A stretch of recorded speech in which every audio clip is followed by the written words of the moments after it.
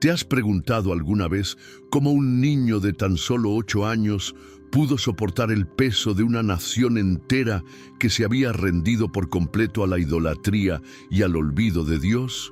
Imagina un escenario donde los pasillos del palacio aún resonaban con los gritos de las víctimas de los sacrificios rituales y las calles de Jerusalén estaban saturadas con el olor a incienso quemado a dioses extraños.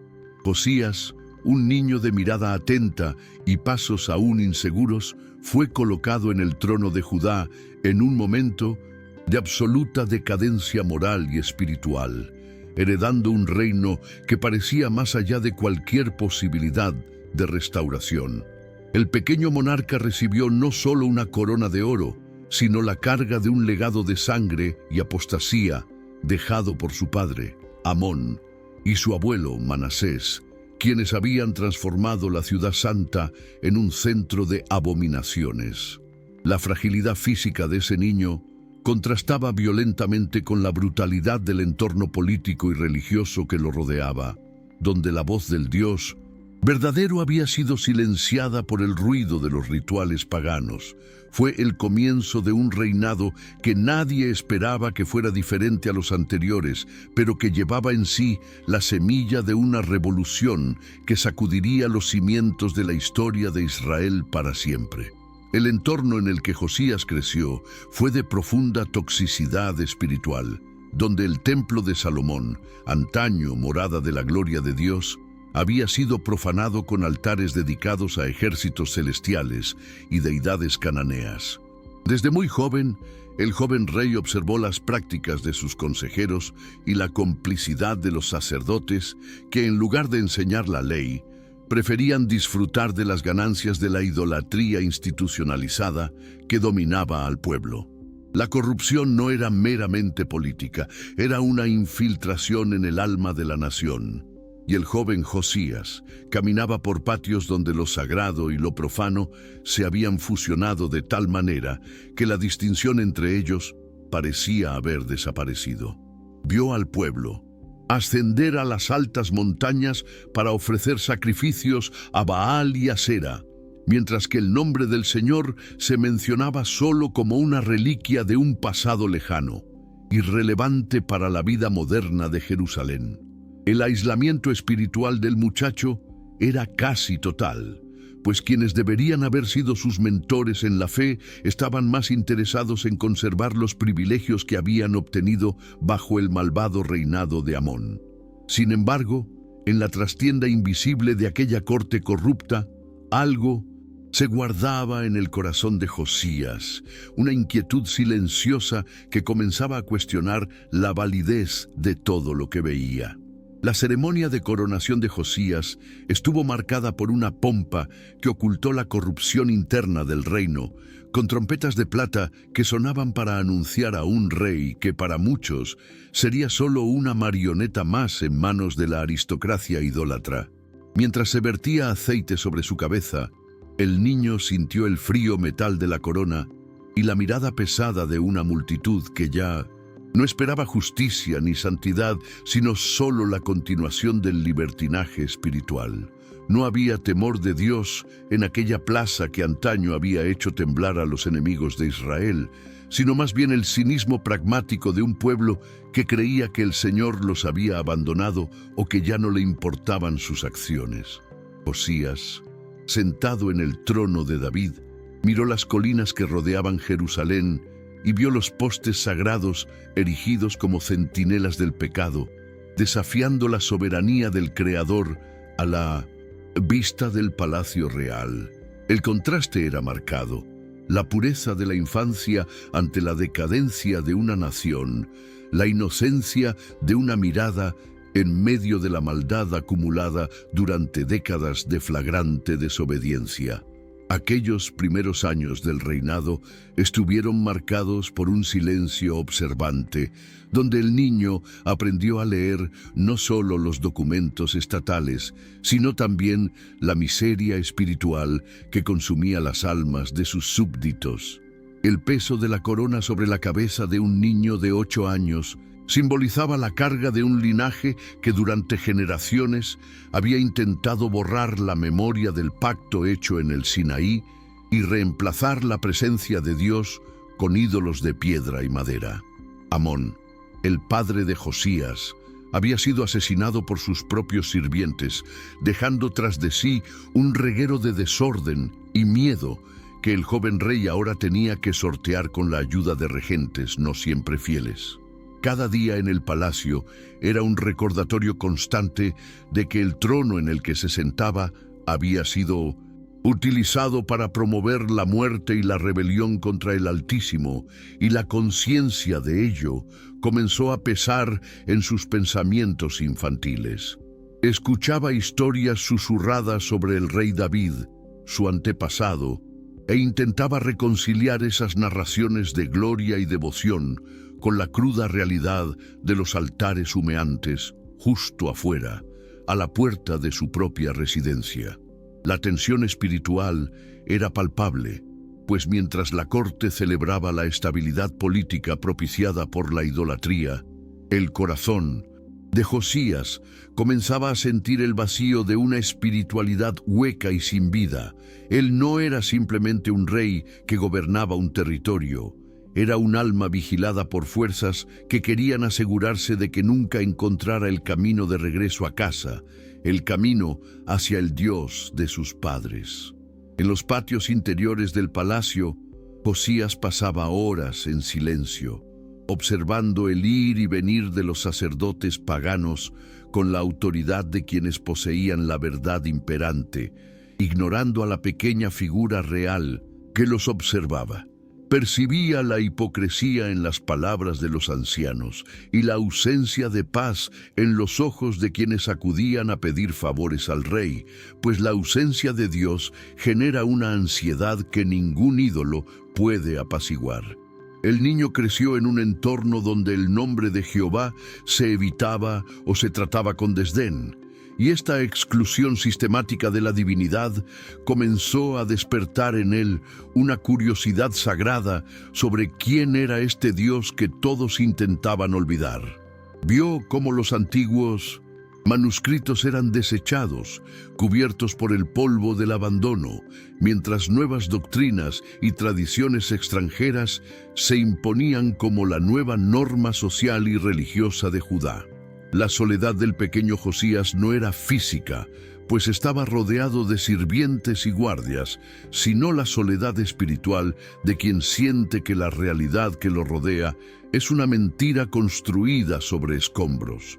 Este sentimiento de desconexión del presente impío fue lo que comenzó a empujarlo, aunque inconscientemente, hacia una búsqueda que definiría el resto de su vida y el destino de todo su pueblo. Cuando Josías cumplió 16 años, algo cambió drásticamente en su comportamiento, y la pasividad de su infancia dio paso a una firme determinación que comenzó a preocupar a los defensores del antiguo régimen de apostasía. Fue en este momento crucial de su juventud que tomó la decisión radical de romper con el legado de su padre y su abuelo, dedicando su corazón a buscar al Dios de David con una intensidad que Jerusalén no había visto en siglos. Esta búsqueda no estaba motivada por presiones políticas ni influencias externas, sino por un genuino anhelo de verdad que brotaba de su alma, confrontando toda la estructura idólatra que lo sostenía como rey. Comenzó a retirarse para orar y reflexionar, buscando comprender la identidad del Dios que había hecho promesas eternas a su linaje, pero que ahora parecía un extraño en su propia tierra. La madurez espiritual que demostró a los 16 años conmocionó a la corte, pues Josías no buscaba placer ni expansión de poder, sino la reconciliación con lo sagrado que había sido desterrado.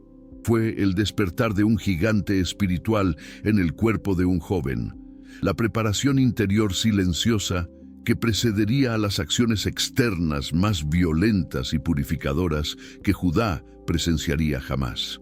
A los 16 años, Josías no se conformaba con una simple devoción privada.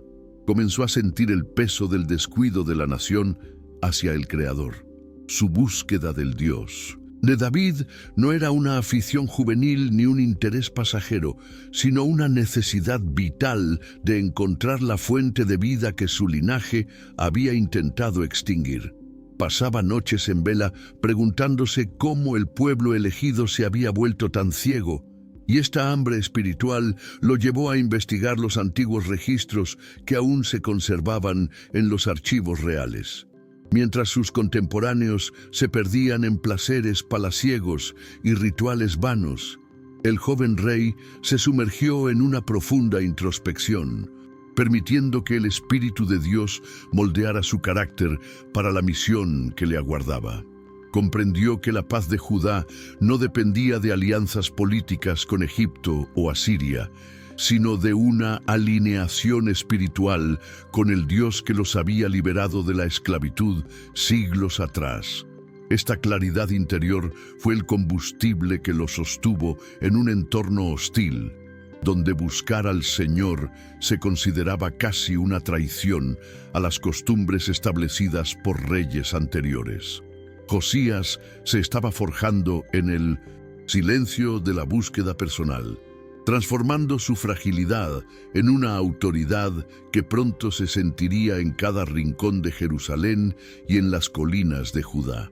Cuando Josías cumplió 20 años, la llama que ardía secretamente en su corazón explotó en una acción pública que dejaría a la nación en estado de conmoción y temor.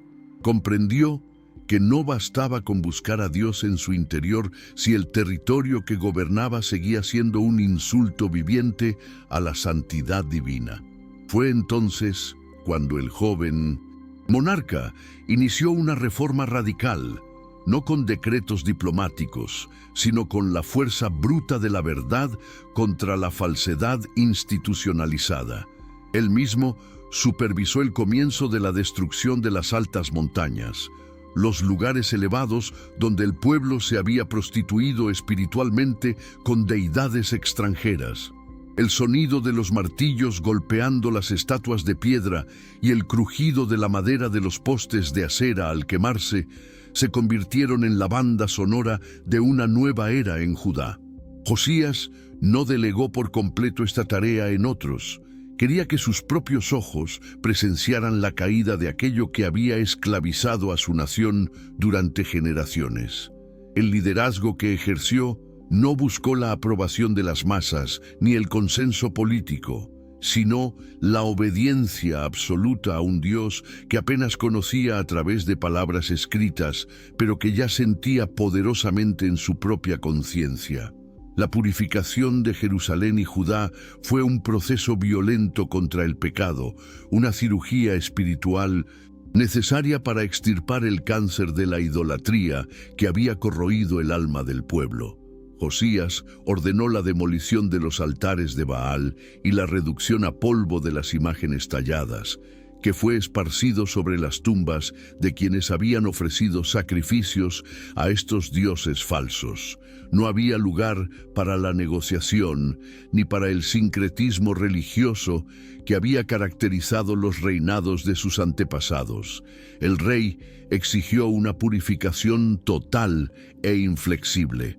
Recorrió las ciudades de Manasés, Efraín y Simeón, llegando hasta Neftalí, derribando altares y rompiendo postes sagrados en una muestra de celo que ningún otro rey había mostrado antes.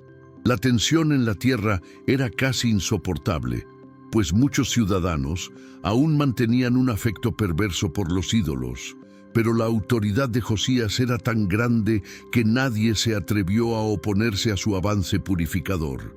El polvo de los dioses destruidos manchó las vestiduras reales, simbolizando que la santidad requiere contacto directo con la inmundicia del error para ser erradicada.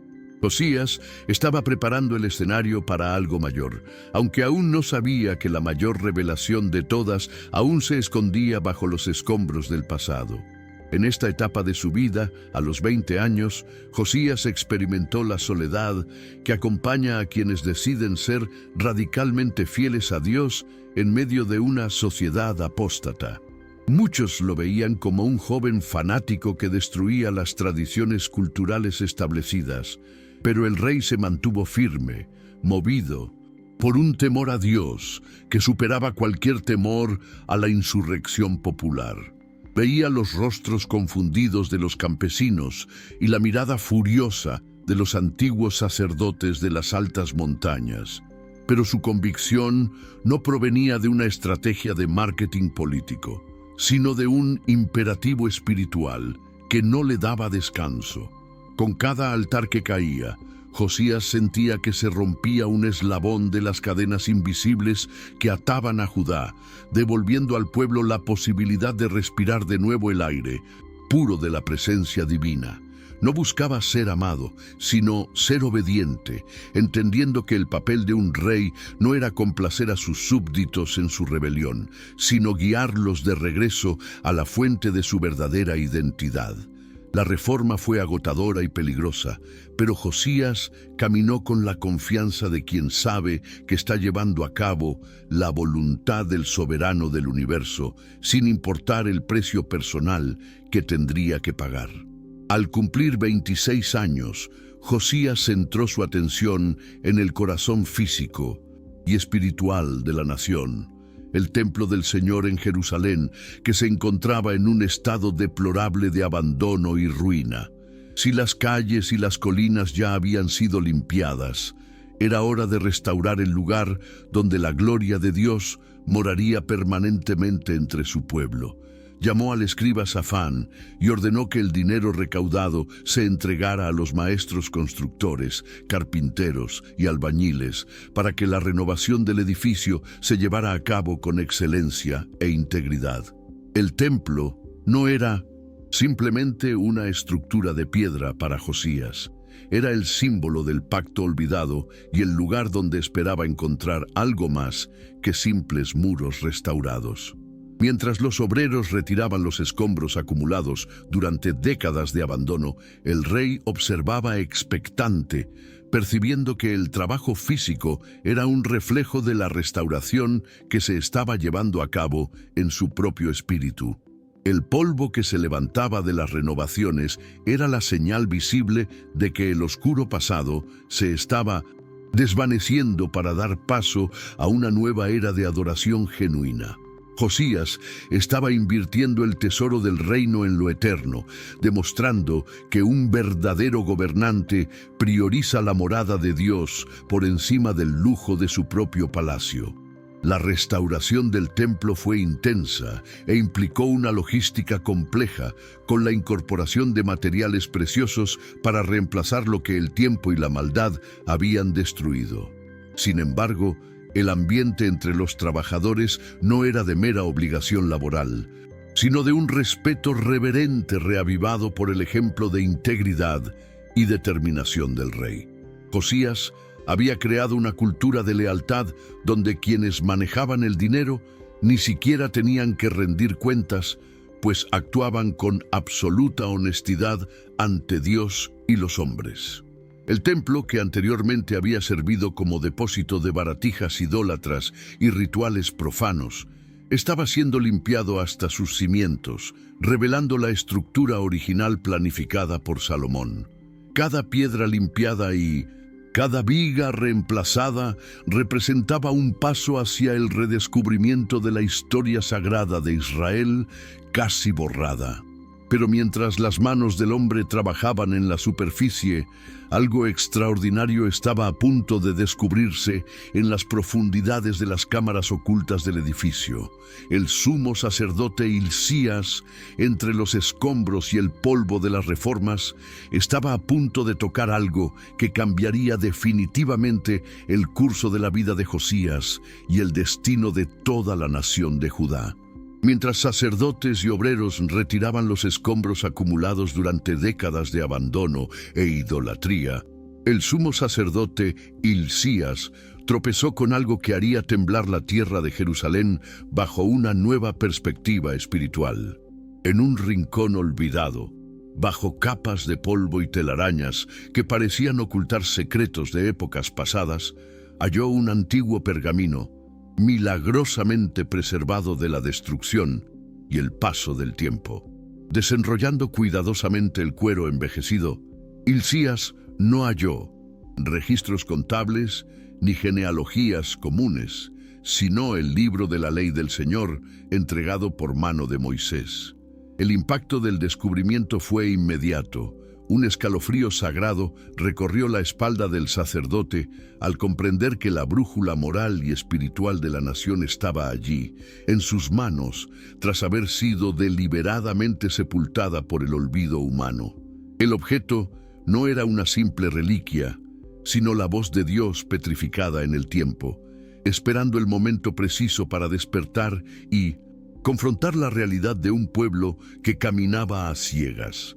Hilcías sabía que este descubrimiento no era una cuestión de casualidad, sino un acto soberano del Todopoderoso para rescatar lo que quedaba de la identidad de Judá. Hilcías entregó el libro al escriba real, Safán, con una reverencia que delataba la importancia de lo que ese rollo representaba para la supervivencia del reino. Safán, hombre acostumbrado a lidiar con documentos burocráticos y decretos reales, sintió el peso sobrenatural de aquellas palabras en cuanto sus ojos recorrieron las primeras líneas del texto sagrado. No se apresuró a hablar con el rey sobre la arquitectura del templo ni sobre el oro recolectado, pues la presencia de ese libro hacía que cualquier otra noticia fuera irrelevante ante la eternidad.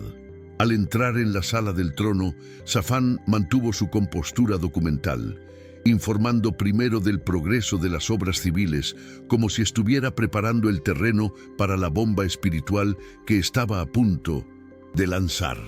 Josías escuchó atentamente, pero percibió algo diferente en la respiración y la mirada de su fiel escriba, una tensión que no correspondía a los informes de canteros y carpinteros.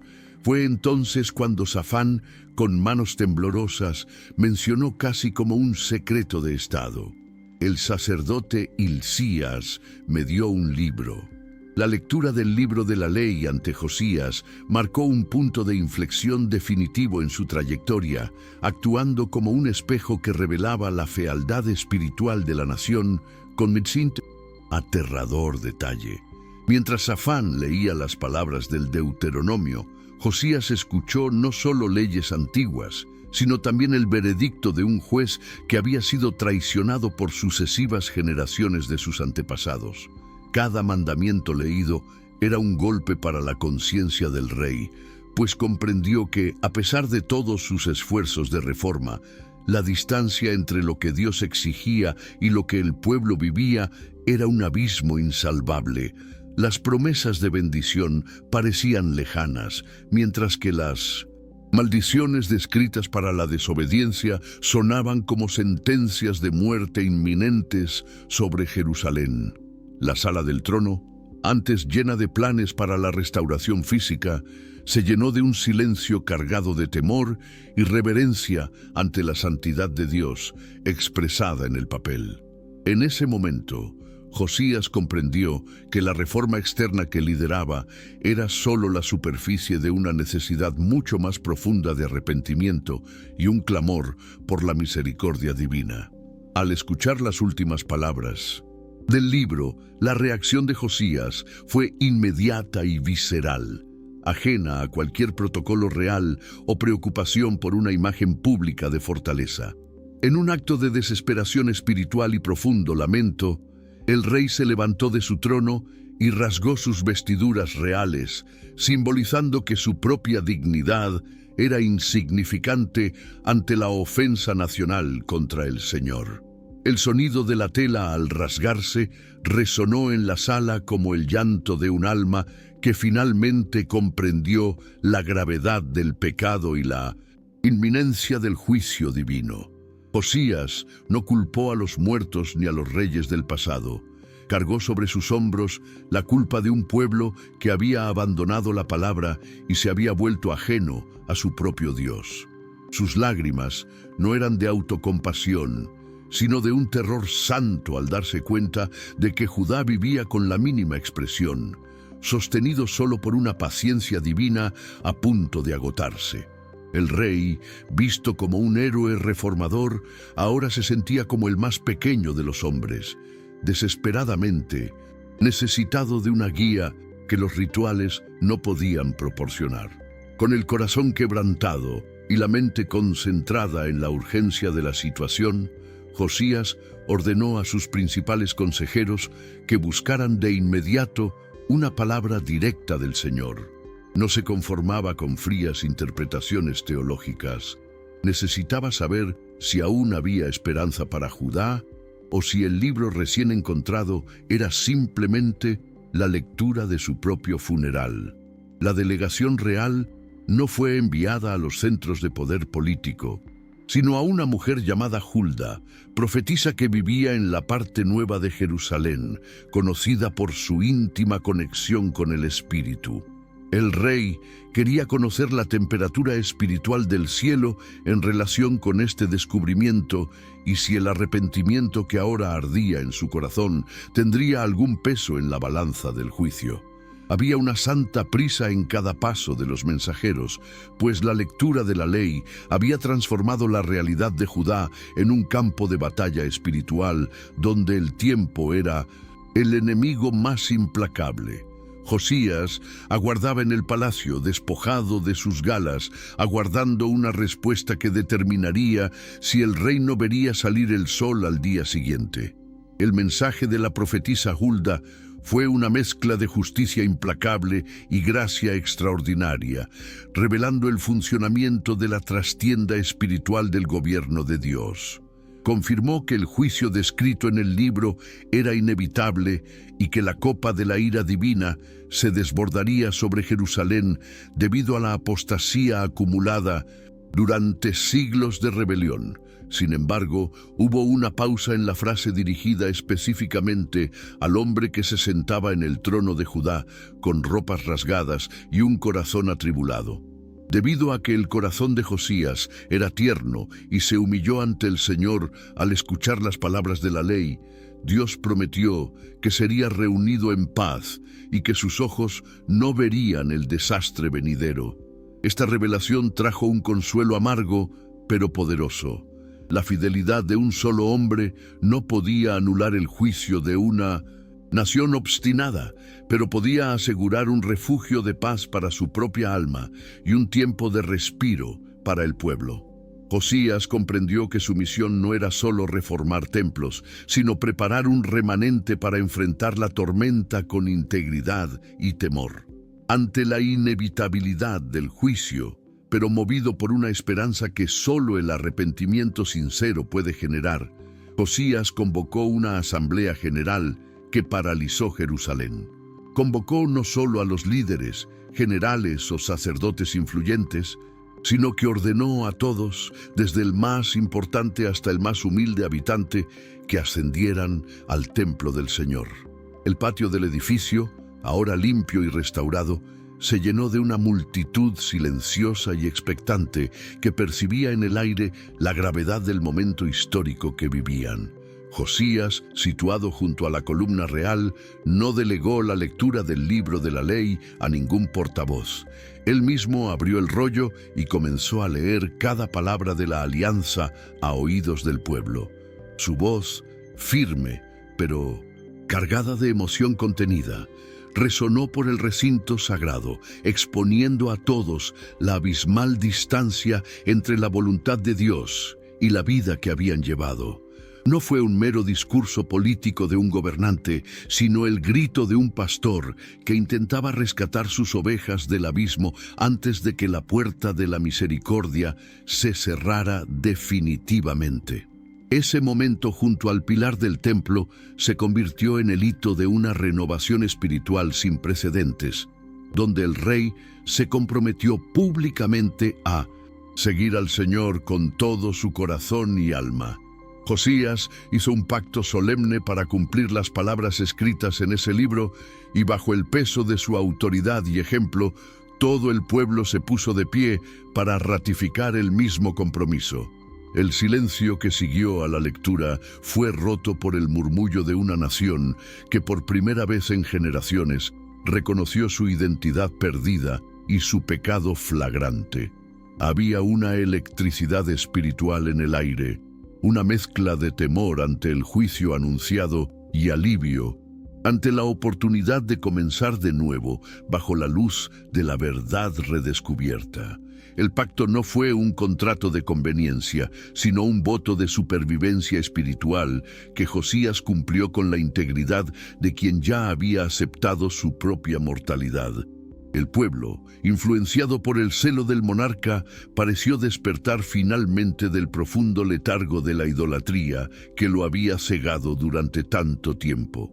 Pero Josías sabía que las palabras del pacto, si no eran seguidas de una purificación aún más profunda, no serían más que sonidos vacíos perdidos en el viento de Jerusalén. Ahora, armado con el manual detallado de la ley, inició una segunda fase de purificación, mucho más meticulosa y devastadora para las fuerzas de la oscuridad que la primera. Ordenó que todos los utensilios hechos para Baal, para Asera y para todo el ejército del cielo fueran retirados del templo y quemados fuera de la ciudad, en los campos de Cedrón. Incluso las casas de las prostitutas del culto, que operaban dentro de los recintos de la casa de Dios, fueron demolidas por su orden directa e implacable.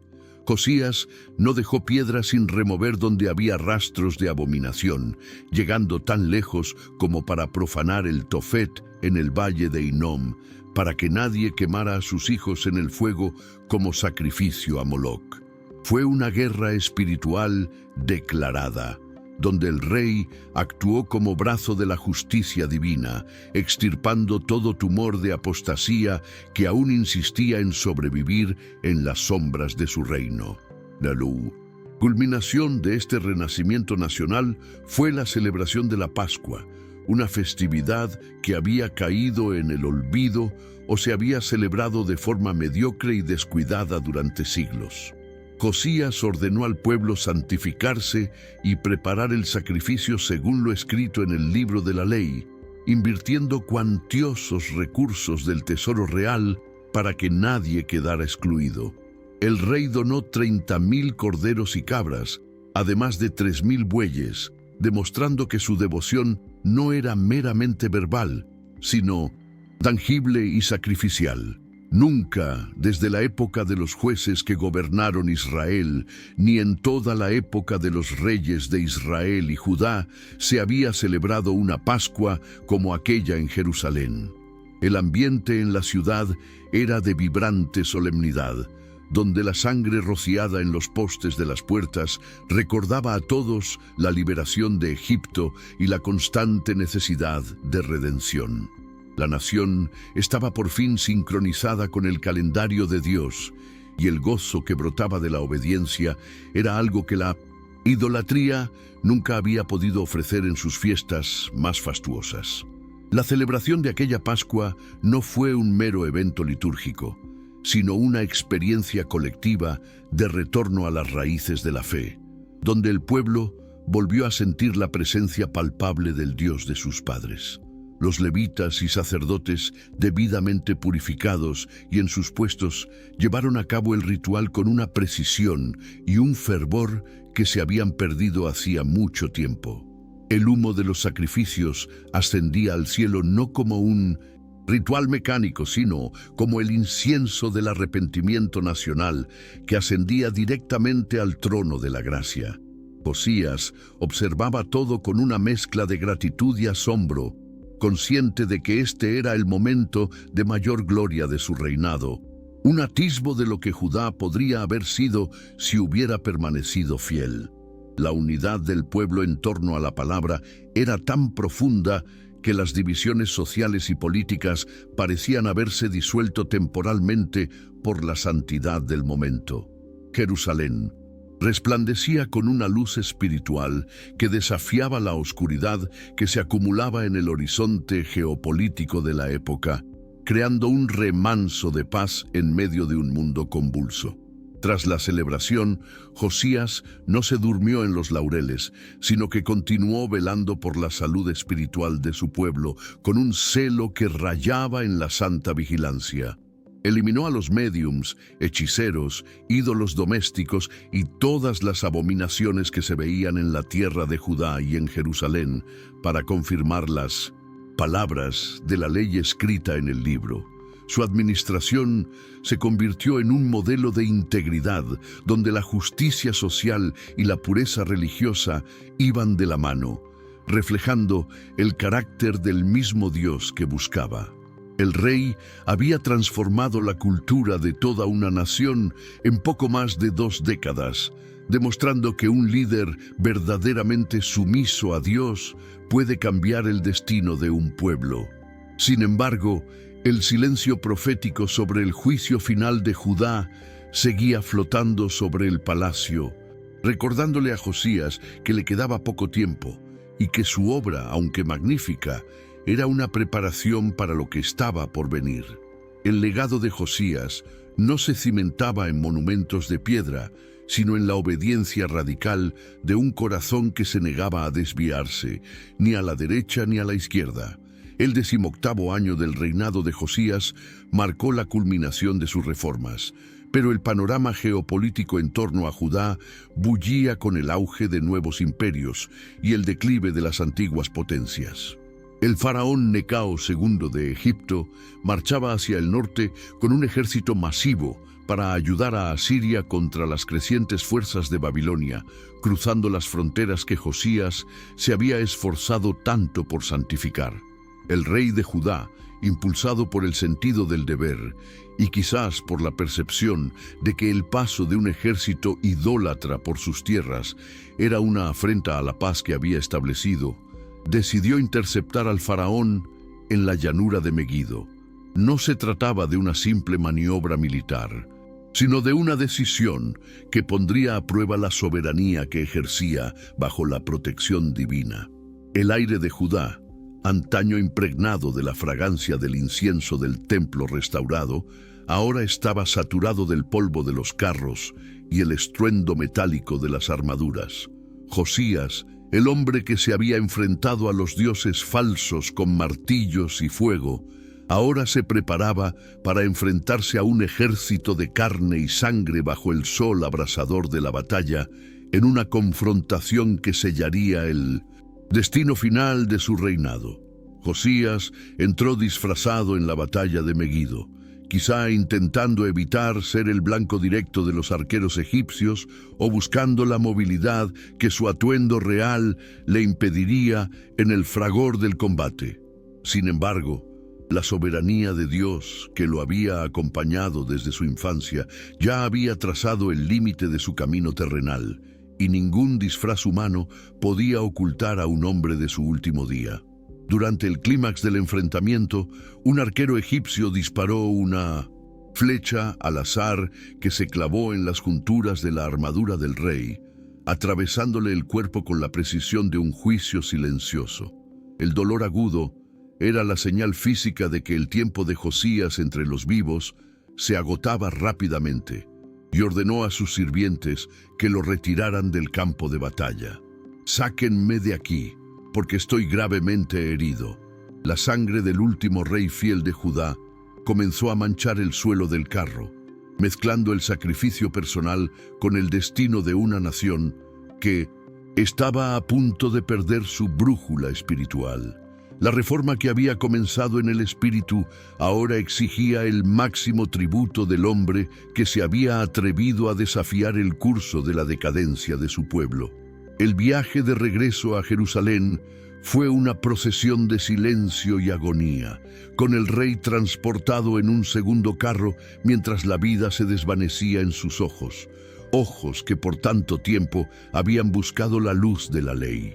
La noticia de su herida se extendió más rápido que el viento por las calles de la ciudad santa, transformando la esperanza de la reciente Pascua en un temor colectivo ante el futuro incierto. Cuando el cortejo finalmente cruzó las puertas de la capital, Josías exhaló su último suspiro, muriendo a la edad de 39 años. tal como lo había predicho la profetisa Hulda, sería reunido en paz antes de que el mal azotara el lugar. Su muerte no fue una derrota espiritual, sino el cumplimiento de una promesa divina de preservarlo de la visión del cautiverio inminente que el pecado del pueblo había hecho inevitable. Toda Jerusalén y Judá lloraron por él con un lamento nunca visto desde los tiempos de Samuel, pues todos sabían que el sol de Judá se ponía con ese entierro. El rey que había sido coronado cuando era niño ahora estaba relegado a la tierra, como el gigante que había sostenido él solo la integridad de una nación entera sobre sus hombros.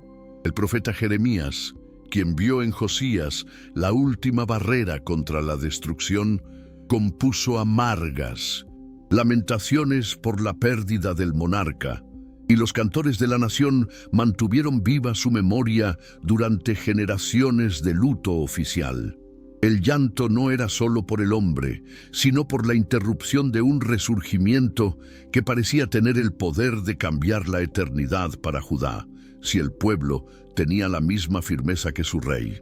Tan pronto como el cuerpo de Josías fue depositado en la tumba de sus padres, las sombras de Babilonia se hicieron más densas y reales, y los reyes que lo sucedieron, sus propios hijos, abandonaron rápidamente el pacto que tanto había apreciado. La muerte de Josías fue el punto de quiebre donde la misericordia de Dios dio paso a la justicia necesaria para un pueblo que, en el fondo, aún albergaba afecto por los ídolos que el rey había destruido. La luz que brilló con fuerza durante su reinado de 31 años se extinguió por la obstinación nacional, dejando el recuerdo de Josías como un faro aislado en medio de la oscuridad que siguió. El legado del fiel rey permaneció como prueba de que la obediencia de un hombre puede posponer el juicio, pero no puede forzar el arrepentimiento de un pueblo que no desea sanar. El registro divino de la vida de Josías, preservado en las Escrituras como modelo de excelencia, afirma que nunca antes ni después de él hubo un rey que se volviera al Señor con tanta integridad. Cumplió el mandamiento supremo de amar a Dios con todo su corazón, con toda su alma y con todas sus fuerzas, transformando un mandato teórico en una realidad administrativa y personal. Su grandeza no residió en conquistas territoriales ni en la acumulación de riquezas, sino en la valentía de ser diferente de todos los que lo precedieron y lo sucedieron en el trono de David. Demostró que la edad no es impedimento para la madurez espiritual y que el legado de pecado de una familia puede romperse con la decisión individual de buscar la verdad. El impacto de Josías se midió por la calidad de su obediencia radical, que purificó el templo, rescató la palabra y ofreció al pueblo la oportunidad de ver la gloria de Dios por última vez antes del exilio. Sigue siendo el ejemplo supremo de que el verdadero éxito en la vida se mide por la fidelidad a lo que Dios ha revelado, por breve que sea el tiempo que se le haya concedido. La historia de Josías concluye con una reflexión sobre la soberanía de Dios y el misterio de la vida humana, donde un hombre de 39 años logró más para la eternidad que los monarcas que reinaron durante 1900 en décadas. El impacto de su vida no fue borrado por las llamas de Jerusalén que vendrían años después, pues su historia quedó escrita en el corazón de Dios y en páginas que sobrevivirían a todos los imperios. Fue el rey que encontró lo perdido y que no descansó hasta que lo sagrado recuperó su lugar de honor en la vida cotidiana de su pueblo. Hoy, el legado de Josías sigue hablando de la urgencia del arrepentimiento y del poder transformador del liderazgo que teme a Dios por encima de los hombres. Dejó la escena entre lamentaciones, pero entró en la historia como el hombre que no se desvió ni a la derecha ni a la izquierda, con la mirada fija en la eternidad. El misterio de su muerte prematura, en Meguido, queda silenciado por la certeza de que cumplió su misión a cabalidad, dejando tras de sí el ejemplo de una vida que fue, en cada detalle, una ofrenda grata al Señor.